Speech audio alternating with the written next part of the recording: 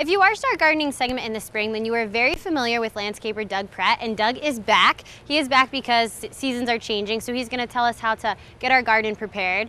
And today we are inside the hospital gardens at ARMC. It's right outside of the cafeteria, and Doug was telling me earlier how there are a lot of gardens like this around the city that people don't know about. So what are the benefits of these types of gardens? Well, there's several benefits. One of this is if you happen to be here, and this one of the reasons this garden was created originally, was if you were here and you had a patient or you were having a treatment or something, you had a space between appointments, you could come outside, clear your mind, enjoy the garden, some fresh air, just kind of give yourself a pause before you maybe went on to something else or thinking about your loved one. So there are other gardens in the city like this. There's some downtown, some different buildings have some of these, and you can just kind of get outside, enjoy the great outside, and enjoy the garden as well. And you had said this garden is purely by donation. Yeah, Ann Diamond here is the director, and she is one of the ones that's in charge of this particular garden. So donations can be given to her in memory of people, or just that they think is a beautiful garden they want to contribute. So you can contact Ann at the hospital here.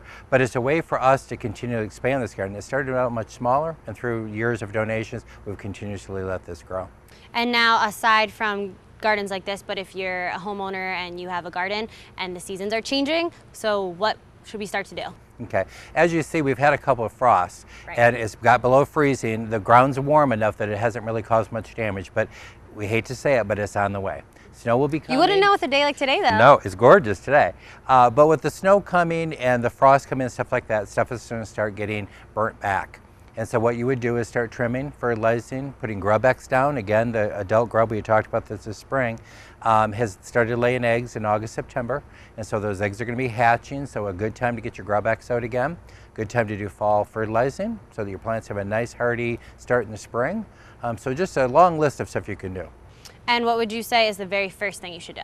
I would probably, the very first thing is start cutting back the perennials that have died back, just so that you don't have an area for things to, rodents and stuff to hide in the winter, and a way just no disease can get caught up in there as well. And do you have to cut all perennials back?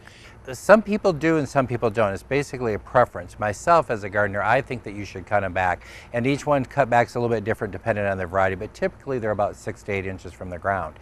Then you pull all that debris away, and then again, you can't have rodents. You can't have like chipmunks and mice and stuff like that that nest in that area in the winter, and that might chew up some of that plant. And do you think they bloom better if you cut them back, or is it just to save them from rodents? I really do think it helps to cut them back, because then the plant isn't trying to sustain itself. It just knows that it's done. You've cut it back, the frost is hit, there's no disease or anything like we had talked about. The plant can put some of its nutrition into the rooting system that makes it harder for the winter. It's a great start for the spring. And is there any way to completely prevent the frost from destroying a plant? No. Well, you know, you'll see that you'll have Adam at the station will be saying, if you got tender plants out there, you better get out and cover them. And so you can take, and a lot of people will take like old sheets and stuff like that and cover them for a while, because you may have a frost and then not have one for a month even. So then you could protect them. Absolutely. We've talked to the hospital about starting our fall cleanup here, and because it's been so beautiful and we've had days like you've mentioned, it only makes sense to let this stay as nice as long as possible. So we're going to not start our trimming back until we actually do have a killing frost, which hopefully will be a month away. And when there is a killing frost, after it happens, you just have to let it die? Yep, it's just at the point you're basically going to let it die. I try to, and the garden is done here, and a lot of people do, is I always suggest putting about 50% of evergreens into your gardens. So therefore that you have something green year round.